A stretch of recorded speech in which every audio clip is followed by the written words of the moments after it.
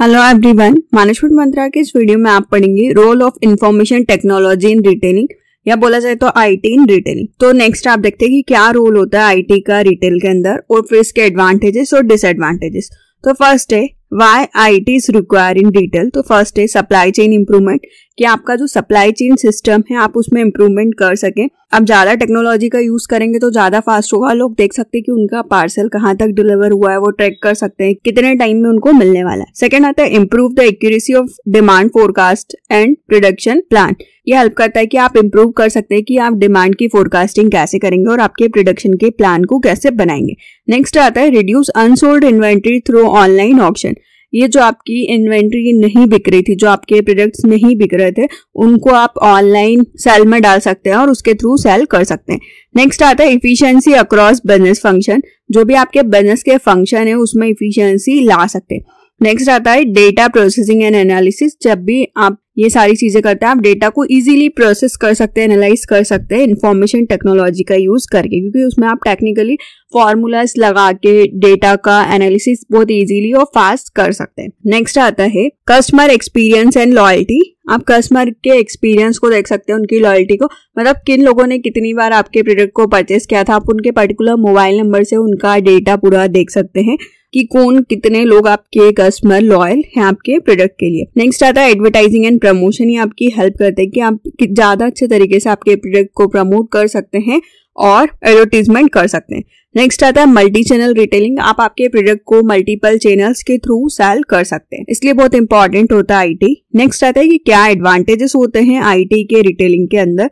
तो फर्स्ट है automatic process, second है collecting data about the customer, third है feedback on marketing decision, fourth है कम्युनिकेशन, फिफ्थ है tools for planning the business, sixth है adding value to the retail transaction, seventh है technology enable shopping. अब इन सभी को हम डिटेल में देखते हैं। तो फर्स्ट आता है ऑटोमेटिंग प्रोसेस। जो भी रिटेलिंग है मेन एडवांटेज होता है कि जितना ज्यादा आप आईटी का यूज करेंगे उतना ज्यादा आप ऑटोमेटिक प्रोसेस पे जा सकते हैं, कॉस्ट को कम कर सकते हैं, इंक्रीज कर सकते हैं। जो भी आप चीजें दे रहे हैं उसमें बहुत एक्यूरेसी रहेगी, आपका प्रोसेसिंग टाइम भी कम हो जाता है, डिसीजन जल्दी ले सकते हैं और आप आपकी कस्टमर की सर्विसेज को जल्दी प्रोवाइड कर सकते हैं, उसकी स्पीड अच्छी होगी। For example EPOS electronic point of sales, जो कि स्कैनिंग सिस्टम होता है जो कि आप यूज करते हैं कि जब भी आप मॉल्स में या कहीं भी सुपरमार्केट स्टोर्स पे या डिपार्टमेंटल स्टोर पे शॉपिंग करने जा रहे हैं तो वहां पे एक्यूरेटली वो आप जितने भी प्रोडक्ट रहते हैं वो स्कैनर के थ्रू स्कैन करते हैं और आपका बिल बन जाता है। तो ये बहुत फास्ट होता है, प्राइस लेवल उनमें रहते हैं तो ऑटोमेटिकली प्राइस जनरेट हो जाते हैं। तो ये बहुत ज्यादा ऑटोमेटिक काम हो गया जिसकी वजह से फास्ट बिलिंग हो जाती है और एक्यूरेट बिलिंग होती है। सेकेंड आता है collecting data about the customer. आप इसके अंदर इंडिविजुअल शॉपर परचेज डिटेल रखता है, उसको एनालाइज करता है,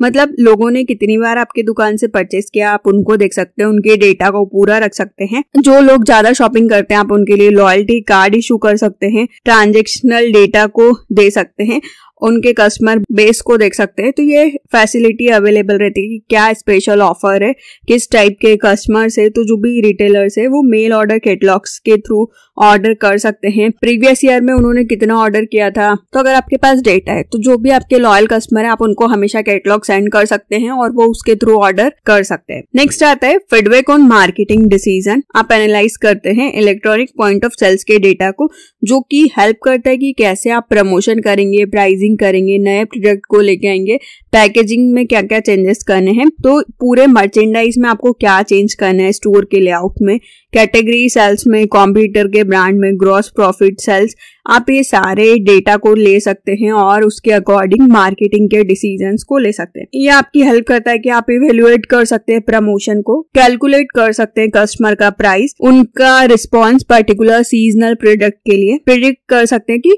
आपने अगर कुछ पॉलिसीज में चेंजेस किए तो उसका क्या इम्पैक्ट आया है, प्लानिंग और प्रमोशन कर सकते हैं आप। ये कुछ फीडबैक है जो कि आपकी मार्केटिंग के डिसीजन लेने में हेल्प करते हैं। नेक्स्ट आता है कम्युनिकेशन। जो भी स्टोर मैनेजर रहता है उसमें इंक्लूड होता है कि वो कैसे इफेक्टिवली कम्युनिकेशन कर सकता है सप्लायर के साथ में, कि मतलब उसको कितने प्रोडक्ट कम है, किस प्रोडक्ट का उसको ऑर्डर देना है, स्टॉक रखना है, सेल्स की इन्फॉर्मेशन देनी है थर्ड पार्टी को।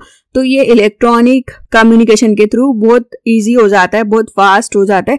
आपको हर बार जाके प्रोडक्ट काउंट करने की जरूरत नहीं, आपके पास स्टॉक में दिखा देगा कि कौन सा प्रोडक्ट कितना बचा हुआ है, तो आपको कौन से प्रोडक्ट के लिए और ऑर्डर देना है। तो इससे कम्युनिकेशन बहुत ज्यादा स्ट्रांग हो गया है। EPOS डेटा बहुत इंपॉर्टेंट हो गया है, जो कि हेल्प करता है कि आप आपके परफॉर्मेंस को देख सकते हैं, पर्टिकुलर डिसीजंस ले सकते हैं, आपके स्टॉक को इजीली मैनेज कर सकते हैं। नेक्स्ट आता है tool for planning the business. ये एक टूल है कि कैसे आप कंप्यूटर सॉफ्टवेयर का पैकेज ले सकते हैं। इसमें आपका प्लान, बजट और फोरकास्टिंग हो जाता है। अगर आपके स्टोर मल्टीपल लोकेशन पे, तो किस स्टोर पे आप सक्सेसफुली आपका स्टोर रन कर रहे हैं, आप बिजनेस को कंट्रोल कर सकते हैं। ये एक मॉडल है डिसीजन मेकिंग का, जिसमें आप स्टैटिकल पैकेज को देखते हैं, सेल्स की फोरकास्टिंग करते हैं, डेटा माइनिंग के टूल्स को देखते हैं जो भी रिटेलर्स के पास अवेलेबल होते हैं। तो रिटेलर्स इसमें ज्योग्राफिकल इंफॉर्मेशन सिस्टम का यूज करता है, सोशो डेमोग्राफिक डेटा को देखता है, कंपनी के कैरेक्टरिस्टिक्स को देखता है, इंटेलिजेंट एनालिटिकल टूल्स को देखता है और सेल्स की फोरकास्टिंग करता है डिफरेंट स्टोर्स पे। नेक्स्ट आता है adding value to the retail transaction. जो भी कस्टमर प्रेफर करता है आईटी में, तो वो हेल्प करता है कि आप कैसे स्पीड, एक्यूरेसी, कन्वीनियंट के साथ, मतलब आप जल्दी कर सकते हैं, सही कर सकते हैं और आपको ये सारी चीजें करने में सुविधा भी मिलेगी। फॉर एग्जांपल ATM का यूज कर सकते हैं आप। आईटी ने आजकल रिटेलिंग में यूज किया है कि आप ATM, क्रेडिट कार्ड किसी का भी यूज करके पेमेंट कर सकते हैं। नेक्स्ट आता है टेक्नोलॉजी इनेबलिंग शॉपिंग। जो भी गुड्स की सेलिंग है वो इंटरनेट के थ्रू बहुत ज्यादा पॉपुलर हो गई। अब वहाँ पे सारी चीजें देख सकते हैं, प्रोडक्ट और सर्विसेज। प्रोडक्ट में आप grocery, clothes, footwear, musical instruments, book, video, camera, photography goods, computer hardware, software, pharmacy good, ये सारी चीजें आपको अवेलेबल है। नेक्स्ट आता है सर्विसेज, जिसमें आप retail banking, personal insurance, financial services, real estate, stock, shares, tourism, florist, entertainment ticket, virtual education और इंफॉर्मेशन सर्विसेज को देख सकते हैं। तो ये जो आईटी है बहुत ट्रांसफॉर्म हो गया है। इसका जो प्रोडक्ट का नेचर है, उसकी जो प्रोसेस है, कंपनी, इंडस्ट्री और इनके बहुत सारे कॉम्पिटिटर आपको शॉपिंग करने में बहुत ज्यादा हेल्प करते हैं और आप इन सबको ऑनलाइन देख सकते हैं, कंपेयर कर सकते हैं, अल्टरनेटिव्स को देख सकते हैं और जो आपको सही लगता है उसका एडवांटेज ले सकते हैं। नेक्स्ट आता है कि क्या लिमिटेशंस होती है जब भी हम इंफॉर्मेशन टेक्नोलॉजी का यूज करते हैं। तो फर्स्ट आता है जो भी आप यूज कर रहे हैं आईटी का रिटेलिंग में, ये ऑटोमेटेड कंट्रोल सर्विसेज रहती है, लाइक फाइनेंस, पेरोल या फिर मैनेजमेंट अकाउंट। तो आपको electronic point of sale system बहुत महंगा होता है। अगर आप उसको अफोर्ड कर सकते हैं तभी आप आपके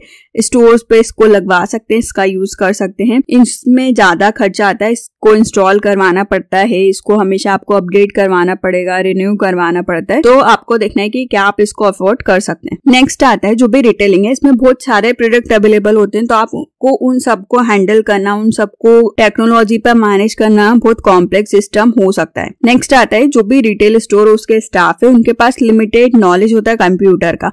अगर आपका स्टोर पे आपको ज्यादा टेक्नोलॉजी यूज करनी तो आपको कंप्यूटर स्पेशलिस्ट स्टाफ को रखना होगा, क्योंकि ये पूरी ऑटोमेटिक मशीन है जिनका की उन सबको यूज करते हुए आना चाहिए। तो ये लार्ज रिटेलर इनको तो इजीली अफोर्ड कर सकते हैं, पर स्मॉल रिटेलर को देखना है कि वो इतने स्किल, मतलब उनको अगर अच्छे इंप्लॉयज चाहिए तो उनको सैलरी भी ज्यादा पे करनी होगी। नेक्स्ट आता है the cost of routine investment is automation process is very high. अगर आप रूटीन के सारे टास्क को ऑटोमेटिकली ही कर देंगे तो आपका जो कॉस्ट है वो बहुत ज्यादा हो जाएगी। नेक्स्ट आता है according to professor John Dawson, जो भी रिटेलर है उनका फोकस होता है ऑपरेशन पे, कि उसमें क्या वो इम्प्रूवमेंट कर सकते हैं, ना कि ट्रांसफॉर्मेशन में कि क्या चीजों को वो ट्रांसफॉर्म कर सकते हैं। तो रिटेलर्स का जो होता है बहुत स्मॉल बजट होता है आईटी के लिए। पहले उनका फोकस ऑपरेशन पे होगा, अगर ऑपरेशन सही तरीके से चल रहा है तो वो आईटी पे नहीं जाते, तो ये एक मेन लिमिटेशन होती है। नेक्स्ट आता है जो भी आईटी प्रोजेक्ट है उनमें बहुत ज्यादा रिस्क होती है, वो फेल हो जाते हैं, तो रिटेलर के लिए ये भी एक फेलियर है। जब भी आप आईटी का बेनिफिट लेना चाहते हैं, मतलब क्या क्या फायदे उसके लेना चाहते हैं, तो उसमें बहुत ज्यादा टाइम लगता है। तो अगर आपको नए सिस्टम को देखना है तो आपको पूरा उसको देखना पड़ेगा, यूज करना पड़ेगा बहुत टाइम तक। फिर आप उसमें कस्टमर के शॉपिंग बिहेवियर को देख सकते हैं, उनके एक्सपीरियंस को देख सकते हैं, स्टॉक को चेक कर सकते हैं। मतलब अगर आपने पहले आईटी नहीं लगाया था तो आप उनको नहीं देख सकते। अगर अभी आईटी लगाया तो अगर आपको 5 साल का डेटा चाहिए तो आपको 5 साल तक वेट करना पड़ेगा। तो इसका जो बेनिफिट अगर आप लेते हैं तो उसमें टाइम लगता है। नेक्स्ट आता है कि सिर्फ आईटी ही आपके लिए परफॉर्मेंस का एडवांटेज नहीं देती है। मतलब सिर्फ आपने अच्छी टेक्नोलॉजी का आपके रिटेल स्टोर पे यूज कर लिया वही काफी नहीं, आपको और भी स्ट्रेटेजीज अप्लाई करनी पड़ेगी, नए प्रमोशन और एडवर्टीजमेंट करना पड़ेगा, तभी आप लोगों को अट्रैक्ट कर सकते हैं। तो role of information technology in retailing के इस वीडियो में आपने पढ़ा कि इसका क्या रोल होता है, क्या एडवांटेजेस होते हैं और क्या लिमिटेशन होती है। वीडियो अच्छा लगे तो प्लीज लाइक कीजिए, चैनल को सब्सक्राइब कीजिए और कमेंट कीजिए। और किसी टॉपिक पे वीडियो चाहिए तो आप कमेंट कर सकते हैं। Thank you.